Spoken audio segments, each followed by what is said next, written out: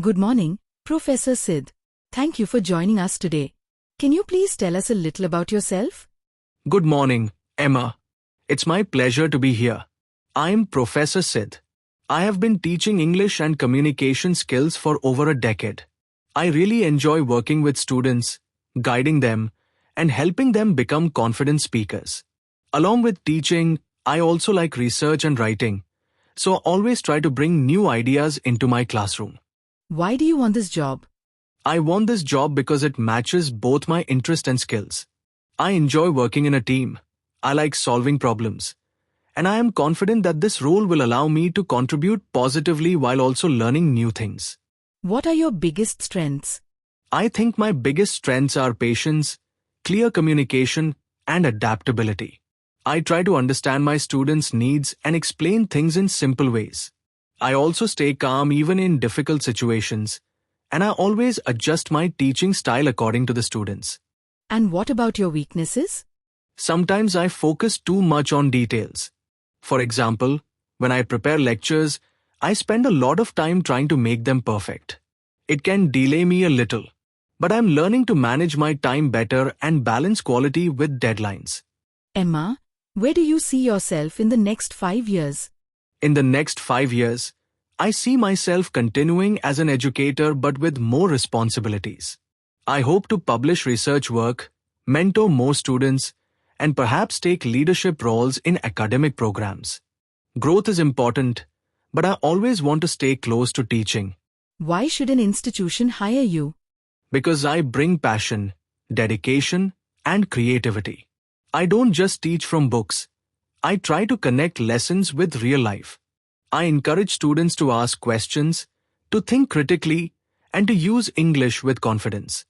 I also believe I can contribute to the institution's reputation by helping students succeed. Can you tell me about a challenge you faced and how you solved it? Sure. Once, I had a group of students who were very shy. They hardly spoke in class. Instead of forcing them, I created small activities like pair discussions and games. Slowly, they started speaking in small sentences, then longer conversations. By the end of the term, those students were among the most active in class. That experience taught me patience and creativity in teaching. How do you handle stress or pressure in your work? I try to stay calm and organized. When I feel pressure, I break the work into smaller tasks and handle one at a time. I also take short breaks to clear my mind. Stress is natural, but with the right attitude, it can be managed easily. Do you prefer working alone or in a team? Honestly, I enjoy both. Working alone gives me focus, but teamwork brings different ideas and creativity. In teaching, teamwork is very important because we often collaborate with colleagues, share materials, and plan events. What motivates you the most? My biggest motivation is my students. When I see them learning, improving, and achieving their goals, I feel proud and motivated to do more. Also, my love for knowledge motivates me to keep learning and improving myself. Could you share a bit about your educational background? I studied English literature at university, where I developed strong skills in communication, critical thinking, and analysis. Later, I pursued higher studies in education. My academic journey has given me both subject knowledge and teaching skills. What do you know about our institution? I know that your institution is well respected for its quality education and student-friendly environment. I read about your recent achievements, and I admire how you focus not only on academics but also on the personal growth of students. What does your ideal workplace look like? My ideal workplace is where colleagues support each other, respect one another's opinions, and where students feel encouraged to learn. A positive and friendly environment makes everyone more productive and happy. How do you usually prioritize your tasks? I usually make a to-do list and organize tasks by urgency and importance. For example, if I have a lecture and a long-term project, I first prepare for the lecture because it's urgent, and then I spend time on the project step by step. This way, nothing is left undone. Do you have leadership experience?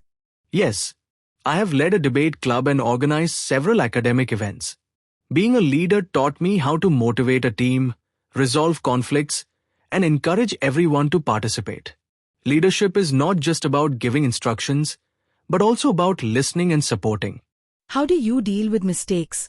If I make a mistake, I take responsibility immediately and try to fix it. Mistakes are natural, but hiding them only makes things worse. I also reflect on them and learn so that I don't repeat the same mistake again. What are your hobbies and interests outside teaching?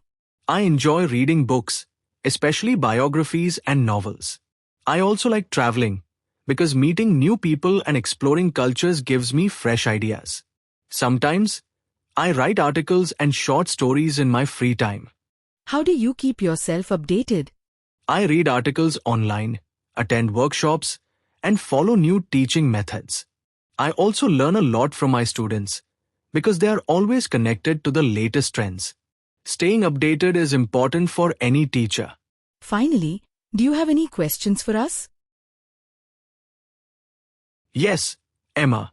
I would like to know more about the teaching methods your institution promotes and the opportunities for professional development. I believe these things help teachers grow and give their best to students. Thank you so much, Professor Sid. Your answers were very inspiring. Thank you, Emma. I truly enjoyed this conversation.